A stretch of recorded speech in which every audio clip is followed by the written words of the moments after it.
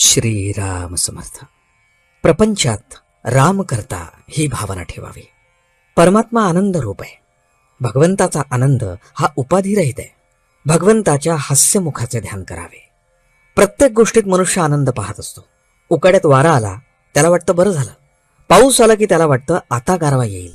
कोणत्याही तऱ्हेने काय मनुष्य आनंद साठवू पाहत असतो. मनुष्याला भूक लागेल तेव्हा तो जर अन्न खाईल तर त्याचे पोट भरेल आणि त्यापासून त्याला आनंद होईल. परंतु त्याने विष खाल्ले तर त्याने आनंद न होता मरण मात्र येईल. तसे आपले होते. आपण विषयातून आनंद घेऊ पाहतो आणि तो बाधक होतो. एखाद्या रोग्याला जर जंत झाले आणि त्याला जर खूप खायला घातले तर ते शरीराला पोषक न होता जंतच वाढतात.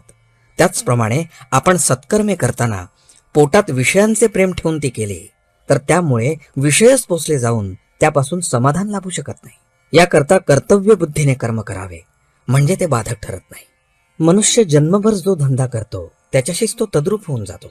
एखादा वकील घ्या, तो त्याच्या धंद्याशी इतका तद्रूप होतो की मरते वेळी सुद्धा तो वादच करीत जाईल. नोकरी करणारा नोकरीशी इतका तद्रूप होऊन जातो की स्वप्नात देखील तो स्वतःला नोकर समजूनच राहतो. कर्म कसे करावे तर त्याच्यातून वेगळे राहून. लग्नाचा सोहळा भोगावा, लाडू खावेत, परंतु ते दुसऱ्याचे आहेत असे समजून. आपल्या मुलीचे किंवा मुलाचे नाहीत असे मानून. नाहीतर व्याह्यांची काळजी लागायची किंवा हुंडा मिळतो की नाही इकडे लक्ष लागायचे. त्यामुळे तापच निर्माण होईल. कर्माशिवाय कोणालाच राहता येत नाही.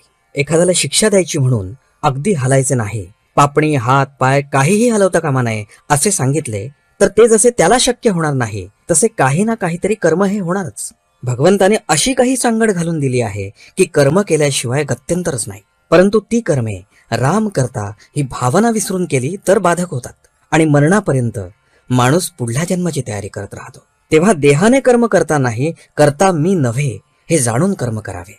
आपल्याला कर्म केल्याशिवाय करमत नाही, पण आपण फळाची आशा उगीच करीत असतो. आपण फळाची आशा सोडून कर्म करू लागलो की ते कर्म करत असतानाच समाधान प्राप्त होते. आजचे बोधवचन.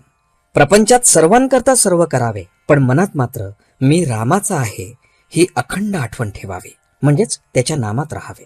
जानकी जीवन स्मरण. जय जय राम.